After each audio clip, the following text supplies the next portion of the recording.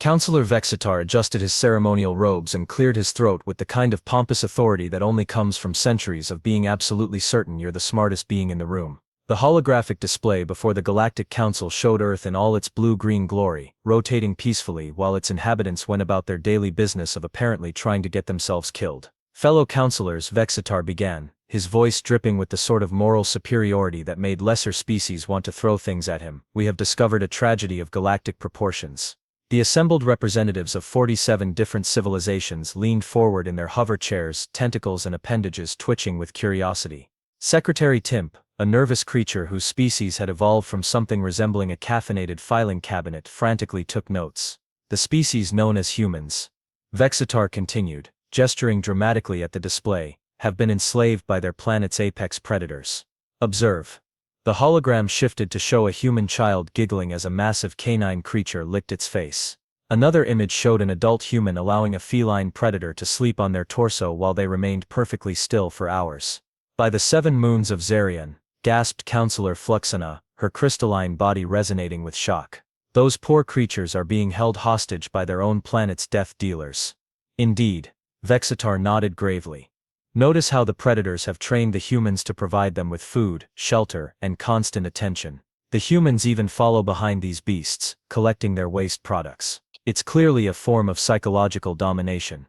Commander Blux, whose species had conquered 17 systems through superior firepower and an alarming lack of imagination, slammed his armored fist on the table. This cannot stand. We must mount a rescue operation immediately. My thoughts exactly. Vexitar smiled, revealing teeth that had never seen actual combat but looked very impressive in council meetings. We'll relocate the humans to Agrion 7, a peaceful agricultural world where they can live safely among herbivorous livestock. Meanwhile, we'll return their predator captors to controlled wildlife preserves where they belong. Secretary Timp's stylus moved frantically across his datapad. Sir, should we perhaps consult with the humans first? Standard protocol suggests, Timp. Vexitar interrupted with the patience of someone explaining basic math to a particularly slow child. When you see a drowning person, do you stop to ask if they want to be rescued? These humans have clearly been conditioned by their captors. They probably don't even realize they're victims. The council murmured their agreement, already composing the congratulatory speeches they'd give each other after this humanitarian triumph. After all, what could possibly go wrong with a well-intentioned rescue mission? 3 weeks later, Agrion 7 hummed with the self-satisfied efficiency of a perfectly executed humanitarian mission. The transport ships had deposited exactly 50,000 humans onto the pastoral farming world, complete with prefabricated housing units, agricultural equipment, and a comprehensive guidebook, titled Your New Life of Safety and Productivity, translated into 47 languages, including the 3 Earth languages the Council had bothered to learn. Vexitar stood in the observation deck of the orbital monitoring station, practically glowing with pride as he watched the human settlement through high-powered telescopes. Timp, record this moment for the Council archives. Day 21 of Operation Merciful Liberation, and our rescued humans are adapting beautifully to their predator-free environment. Secretary Timp squinted at his datapad, stylus hovering uncertainly. Sir, I'm receiving some unusual reports from the surface monitoring teams. Unusual how? Vexitar asked, not bothering to look away from the telescope. Below, humans moved between the crop fields and livestock pens with what he assumed was grateful efficiency. Well, the humans keep asking the automated information kiosks about local wildlife. Specifically, they want to know about anything with claws, fangs or interesting behavioral patterns. They also keep requesting permission to explore the wilderness areas we designated as off-limits. Vexitar frowned, clearly they're suffering from Stockholm Syndrome. They've been conditioned to seek out danger. It will pass. There's more, sir. Monitoring Station Delta 7 reports that humans have been observed, petting the agricultural machinery. Specifically, they've been calling the harvester units good boys, and attempting to teach them tricks. That's obviously just confusion about their new technology, Vexitar said, though his voice carried slightly less confidence. They'll adapt. Timp's antenna twitched nervously. Sir, yesterday a human named Jake Morrison approached the perimeter fence and asked Guard Unit 15 if there were any bitey things in the forest. When told the forest contained several species of mildly venomous plant eaters, he became visibly excited, and requested permission to maybe just say hello to them. The telescope view shifted to show a group of humans gathered around a mechanical seeding unit. They appeared to be taking turns throwing small objects for it to retrieve, cheering when it automatically moved to collect the debris. And sir, Tim continued, his voice dropping to a whisper, 3 separate humans have asked if they can adopt some of the livestock. Not for food or farming purposes, as companions. They want to know if the space cattle are good with children's, and whether they've had their shots. And sir, Tim continued, his voice dropping to a whisper, 3 separate humans have asked if they can adopt some of the livestock. Not for food or farming purposes, as companions. They want to know if the space cattle are good with children's, and whether they've had their shots. Vexstar's eye began to twitch as he watched a human woman scratch behind what she apparently thought was the ear of a hover tractor. The machine, programmed to respond to physical contact by adjusting its position, moved slightly, which caused the woman to clap her hands and call out, "Who's a smart tractor? You are." "Yes you are."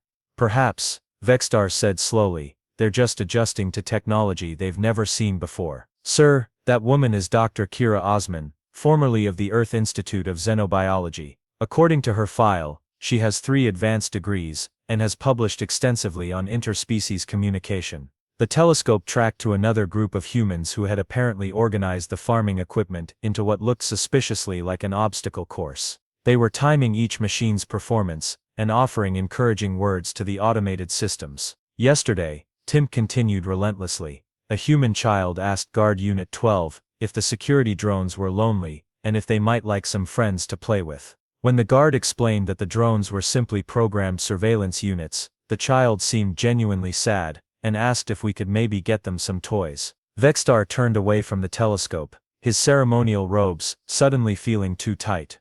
What about their gratitude? Surely they appreciate being rescued from their predator-dominated homeworld. Tim's antenna drooped. "Sir, when asked about their feelings regarding the relocation, 73% of humans responded with some variation of "it's nice, but kind of boring." The remaining 27% asked when they could visit the more exciting parts of the galaxies, and whether we knew of any planets with really interesting wildlife. As if summoned by their conversation, the communication system crackled to life. "Orbital station, this is Jake Morrison on the surface. We've been talking, and we were wondering, are there any planets around here with more challenging fauna? Asking for a friend." Vexstar stared at the communication panel, as if it had personally betrayed him. "Challenging fauna. Yeah, things with teeth, claws, maybe some interesting hunting behaviors. We promise we'd be really careful." Tim watched his superior's face cycle through several shades of confusion before settling on a peculiar shade of green. "Sir, should I respond?" "Tell them no," Vexstar managed. "Tell them Agrion 7 is perfectly safe, and that's exactly the point." "Copy that," came Jake's voice, cheerful, and entirely unconcerned. "Hey, quick question though, do you guys know anything about training those security drones? They seem pretty smart, and I bet they'd love to learn some tricks." 6 months after the Great Human Relocation, the universe decided to remind the Galactic Council why overconfidence is generally considered a character flaw, rather than a leadership quality. The first distress signal came from Kepler 442b, a thriving agricultural colony known for its award-winning grain exports and complete lack of anything remotely dangerous. Commander Blux's military briefing room had seen its share of crisis meetings, but nothing quite like this. The holographic display showed what remained of Kepler 442b's primary settlement, which could generously be described as artistic rubble if you were the sort of person who found modern art in demolished cities. "Report," Vexter demanded, though his usual pompous authority had developed a slight tremor that suggested his worldview was beginning to crack around the edges. "Shriek hunters, sir," Commander Blux replied, his usually steady voice carrying the kind of professional terror that comes from realizing your weapons are essentially expensive noisemakers. "We've never seen anything like them." The hologram shifted to show grainy security footage of creatures that looked like someone had taken a tiger, crossed it with a velociraptor, given it opposable thumbs, and then asked a committee of nightmares to suggest improvements. They moved with liquid grace across the settlement, their black carapaces gleaming under the colony's artificial lighting. "How many?" Vexter asked, though he wasn't sure he wanted to know. 12, Blux said. 12 creatures eliminated a colony of 200,000 in less than 6 hours. Secretary Timp's stylus snapped in half. 6 hours. They're not just predators, Blux continued, pulling up tactical analysis reports that made increasingly depressing reading. They're intelligent. They disabled the defense grid first, cut communications, then systematically worked through the settlement with what can only be described as professional efficiency. The footage showed a Shriek Hunter examining a piece of military equipment, apparently figuring out its function before casually tearing it apart with claws that could have been registered as weapons of mass destruction. What about our fleet response? Vexter asked, though his voice suggested he already suspected the answer wouldn't improve his day. Battle Group Epsilon engaged them in orbit above Kepler 442b, Blux said, his military bearing wavering slightly. The Shriek Hunters, they learned, in real time. By the end of the engagement, they were using our own tactics against us, but better, sir. They turned our flagship's main cannon into what appeared to be a recreational projectile launcher. Our weapons officer reported that they seemed to be playing catch with our quantum torpedoes. The briefing room fell silent except for the gentle hum of the life support systems, which suddenly seemed very fragile and inadequate. Where are they now? Vexter whispered. That's the problem, sir. We've lost contact with 7 more colonies in the past 48 hours. Long-range sensors suggest the Shriek Hunters are spreading out, learning about different types of settlements, different defensive strategies. Timp raised a shaky appendage. Sir, if I may, the pattern suggests they're not just randomly destroying colonies. They appear to be conducting some sort of survey, testing our capabilities, sir. Each attack has been slightly different, as if they're experimenting with various approaches to see what works best. The hologram now showed the estimated spread pattern of the Shriek Hunter incursions, a growing red stain across the galactic map that made everyone in the room suddenly very aware of their own mortality. Sir, Commander Blux said slowly, we need to consider alternative solutions. What kind of alternatives? Blux looked uncomfortable, which on a species that had evolved from apex predators was particularly unsettling. Sir, there is one group in the galaxy that has demonstrated an unusual relationship with dangerous predators. The silence in the room grew heavier as everyone realized where this conversation was heading. You're not suggesting, Vexter began. The humans, sir, we relocated them to keep them safe from their planet's predators. But what if we had it backwards? The rescue mission to Agrion 7, launched with all the desperate efficiency of a council that had suddenly realized their humanitarian project might be their only hope for survival. Vextar sat in the command chair of the diplomatic vessel, watching the agricultural planet grow larger on the view screen, while trying to figure out how to explain to an entire species that they needed their help without admitting the council had been catastrophically wrong about everything. Establish communication with the human settlement, Vextar ordered, straightening his ceremonial robes in a futile attempt to project authority he no longer felt. The main screen flickered to life, revealing Jake Morrison's face. He appeared to be standing in what looked like a workshop, with various pieces of farming equipment visible in the background, all of which seemed to have been modified with colorful ribbons and what appeared to be name tags. Hey there, Vextar, Jake said with the kind of casual friendliness that made the counselor's eye twitch. Nice to see you again. How's the whole galactic leadership thing going? Mr. Morrison, Vextar began, then paused as he noticed movement behind the human. Is that Harvester unit, wearing a collar? Oh, that's Harv, Jake said, glancing over his shoulder. We've been working on some behavioral modifications. He's much better about not trampling the flower beds now, really responds well to positive reinforcement. Secretary Timp leaned forward, whispering urgently. Sir, perhaps we should focus on the crisis at hand. Right, Vextar cleared his throat. Mr. Morrison, we have a situation that requires consultation. Jake's eyebrows rose with interest. What kind of situation? Please tell me it involves something with teeth. Actually, yes. We're dealing with creatures called Shriek Hunters. They're challenging our military forces across several systems. The change in Jake's expression was immediate and alarming. His eyes lit up with the kind of enthusiasm typically reserved for children on their birthdays or scientists discovering new elements. Shriek Hunters. That's a fantastic name.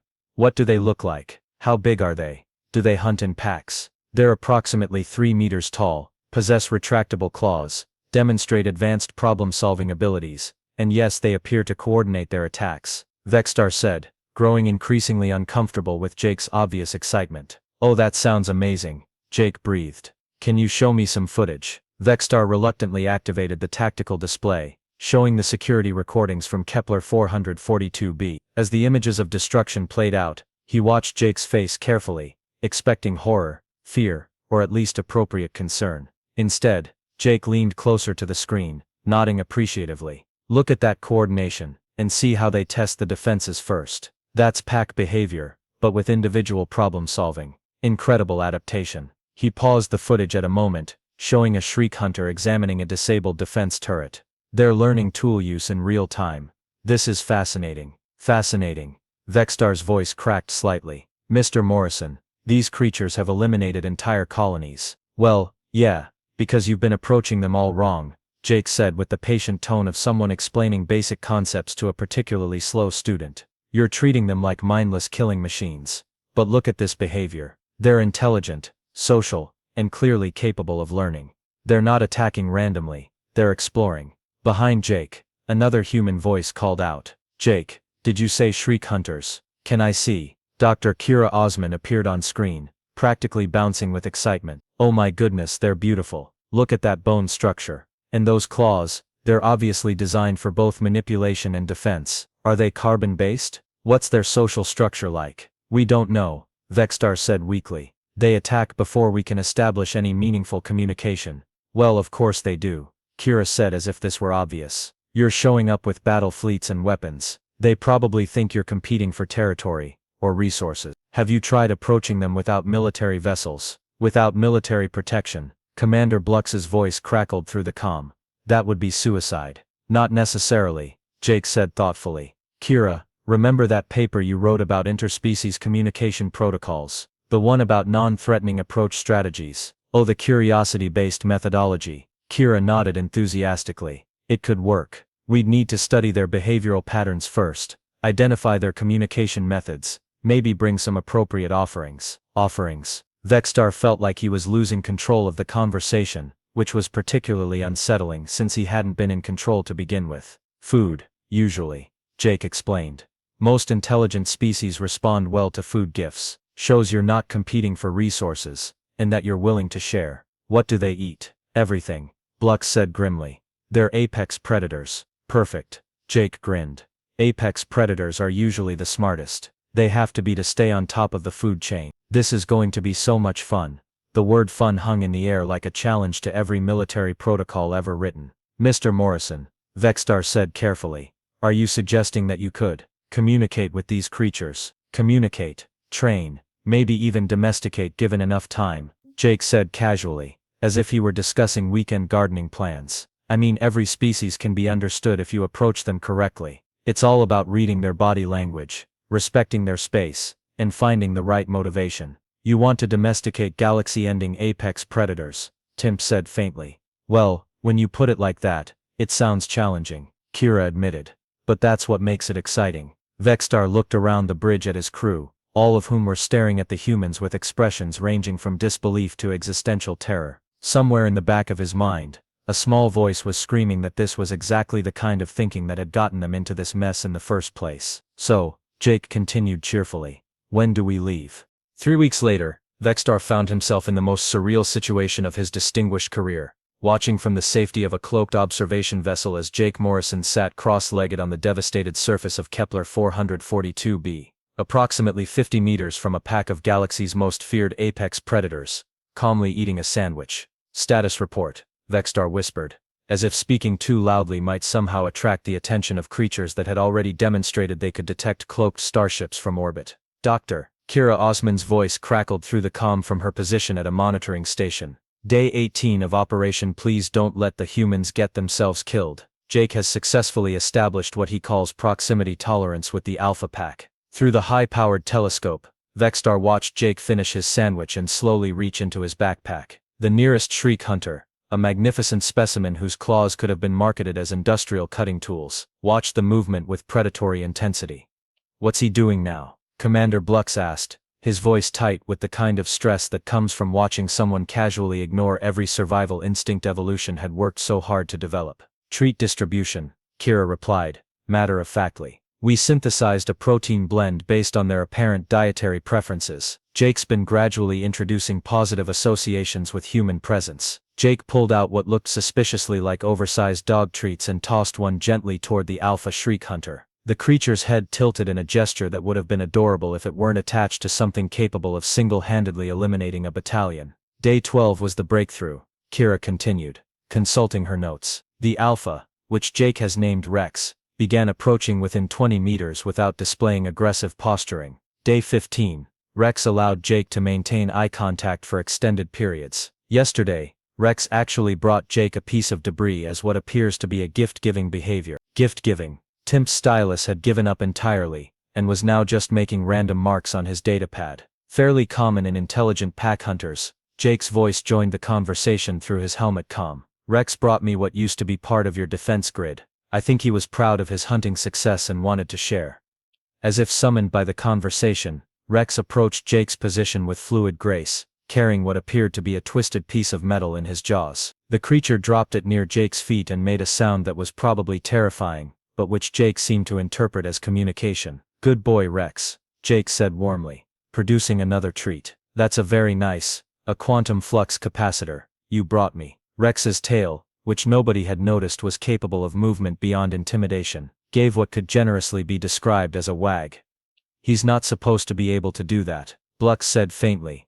Their species profile indicated their tails were purely for balance and threat display. Most species adapt their behavior when they feel safe, Kira observed. Rex is displaying play behaviors we hadn't seen in the attack footage. Look at his posture, the ear positioning, even the way he's holding his claws. This is a completely different behavioral profile. Jake stood slowly, and Rex followed the movement with interest rather than aggression. Okay boy, let's try something new. Jake pulled out a small ball, one of several he'd requested from the ship's fabrication unit, and held it up for Rex to see. He's not seriously going to, Vexstar began. Jake threw the ball in a gentle arc across the rubble-strewn ground. Rex's head tracked the movement with laser focus, and after a moment of what appeared to be consideration, he bounded after it with surprising grace for a creature the size of a small spacecraft. By the 7 sons of Andromedae, breathed Secretary Timp. He's playing fetch with a shriek hunter. Rex returned with the ball, dropped it at Jake's feet, and made that terrifying sound again, which Jake seemed to interpret as enthusiasm. Good boy, want to go again? This is impossible, Commander Blux muttered. These creatures destroyed Battle Group Epsilon. They turned our most advanced weaponry into toys. Well yeah, Jake said, scratching behind what he'd apparently decided were Rex's ears. They're incredibly intelligent, and they were bored. Look at this planet, there's nothing here that challenges them intellectually. They're apex predators with advanced problem-solving abilities stuck in an environment with no interesting problems to solve. Rex leaned into the scratching motion, and a sound emerged from his throat that could only be described as purring, if purring could also serve as a psychological warfare technique. The other pack members are showing curiosity behaviors, Kira reported. 3 of them have approached within 30 meters, and the one Jake calls Luna has been mimicking Rex's gift-bringing behavior. As if on cue, another shriek hunter approached, carrying what appeared to be the remains of a hover car. She dropped it near Jake and tilted her head expectantly. Oh, that's lovely, Luna,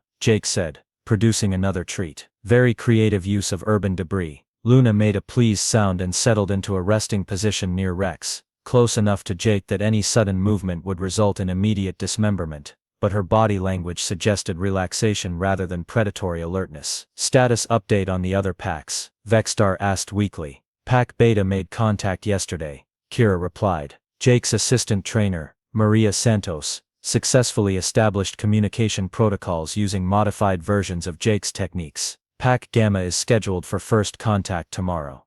Assistant trainer, Blux asked. We've got a whole team now, Jake said cheerfully, tossing the ball again for Rex. Turns out half the humans on Agrion 7 have experience with animal behavior modification. Maria used to run a wildlife rehabilitation center, Carlos has a background in marine biology, and Janet trained police dogs for 30 years. Police dogs, Vexstar repeated numbly. Yeah, she says shriek hunters are actually easier to work with than German shepherds because they're more intelligent and less stubborn. Rex returned with the ball, but this time he didn't drop it immediately. Instead, he held Jake's gaze and made a series of different sounds, as if trying to communicate something specific. I think he wants to learn a new game, Jake mused. Rex dropped the ball. Good boy. Sit. Rex settled into a position that was recognizably a sit, despite his non-humanoid anatomy. Stay. Jake backed away slowly. Rex remained in position, watching intently. Come. Rex bounded forward,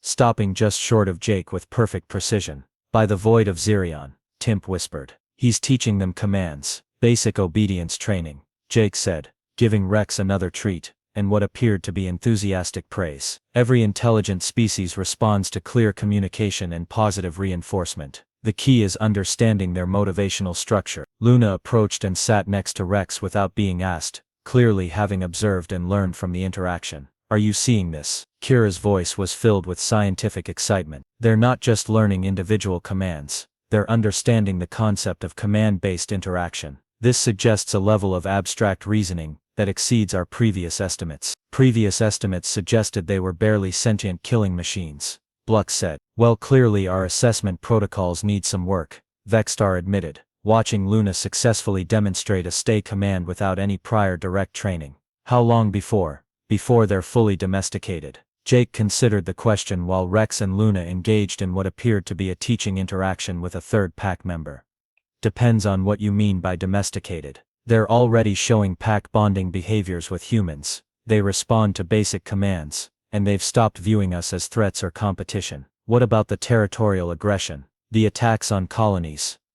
Oh, that'll stop once they have better things to do, Jake said casually. Most destructive behavior in intelligent species stems from boredom, fear or resource competition. We've eliminated the fear component. They're not actually competing for resources since they can hunt perfectly well in uninhabited systems, so we just need to give them engaging activities. Engaging activities, Vexstar repeated. Sure, Rex here loves puzzle-solving games. Luna's really good at agility courses. The pack from Gamma Centauri apparently has a thing for hide-and-seek. Rex chose that moment to demonstrate his affection by gently headbutting Jake, a gesture that would have been endearing if it weren't coming from a creature whose skull could double as a battering ram. Jake, Kira's voice, carried a note of excitement. You need to see this. Pack Delta just made contact with our observation post on Rigel 7. They approached the perimeter, and they're bringing gifts. 1 year later, Vexstar stood in the newly renovated Galactic Council chambers, staring at a sight that would have given his past self a complete nervous breakdown. Through the massive observation windows, he could see Rex and Luna playing what appeared to be an elaborate game of tag in the station's recreational area, carefully avoiding the flowering gardens that Jake had insisted on installing for enrichment purposes. Status report on the Shriek Hunter integration program, Vexstar requested, though his voice still carried traces of the existential bewilderment that had become his constant companion. Secretary Timp, who had recently been promoted to Director of Interspecies Behavioral Studies despite having no qualifications beyond surviving the last year with his sanity mostly intact, consulted his datapad with practiced efficiency. All 847 known Shriek Hunter packs have successfully transitioned to what the humans call companion status, sir. 0 hostile incidents reported in the past 8 months.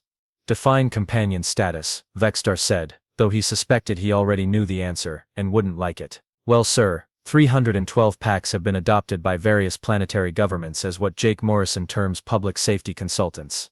Apparently, having a pack of trained Shriek Hunters dramatically reduces crime rates and completely eliminates the need for traditional military defense systems. Through the window, Rex had apparently won the game of tag and was now receiving enthusiastic praise from Dr. Kira, who was scratching behind his ear ridges while he made that terrifying purring sound that had somehow become endearing, rather than nightmare-inducing.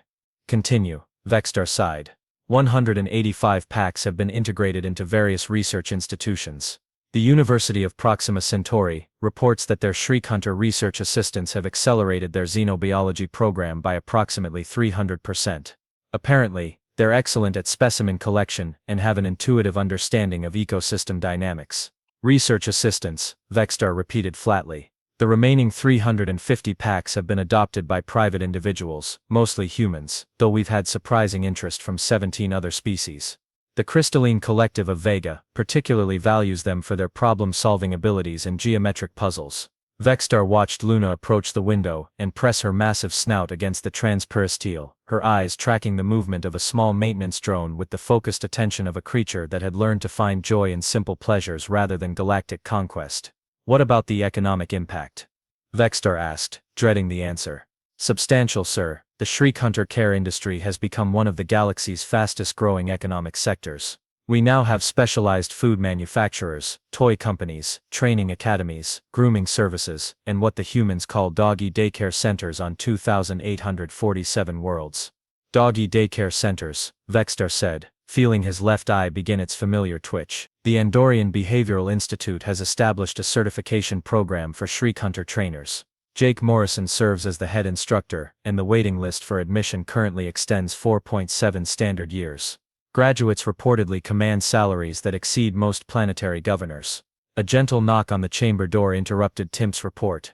Enter, Vexstar called, and was unsurprised to see Jake Morrison enter, followed by what appeared to be a juvenile shriek hunter wearing a collar that sparkled with what Vexter had learned were called rhinestones. "Hey Vexter," Jake said with his usual casual friendliness. "I wanted to introduce you to Pixel. She's one of Rex and Luna's offspring, and she's going to be starting her therapy animal certification next week."